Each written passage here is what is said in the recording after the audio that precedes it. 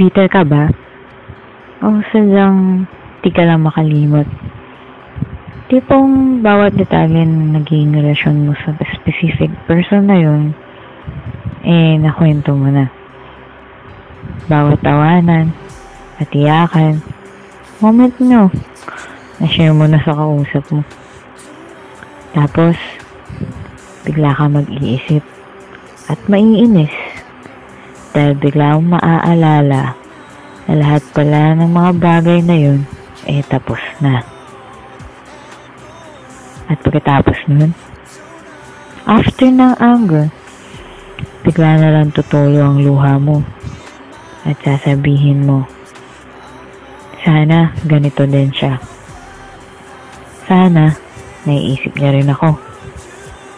Sana naaalala niya pa ako. At sana mahal niya pa ako. Pero alam mo sa sarili mo na hindi na mangyayari mga bagay na yun dahil may mahal na siyang iba. At ikaw, nag-iisa pa rin at nagmumukmuk sa sulok. Kung iisipin mo, nang iisipin yan, lalo lang magsisink in sa utak mo na hindi ka na niya kailangan, na lahat ng pinagsamahan nyo, na wala na ng tuluyan. Para ko lang sa'yo, huwag mong ikulong ang sarili mo. Dun sa isang bagay na alam mong maliit na ang chance ang mangyayari pa. Maliit ang chance na mauulit pa. Sa madaling salita, tama na.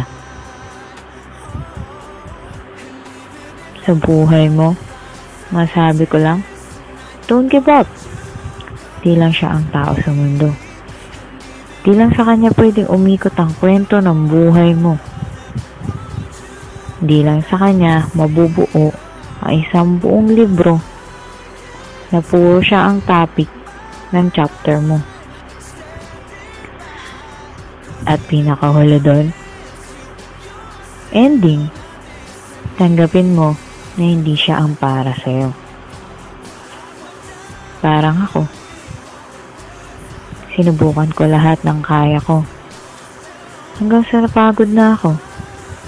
At kusa na akong sumuko. Dahil alam ko, kahit ipagpilitan ko, gigising at gigising pa rin ako isang araw. Wala pa rin siya sa tabi ko.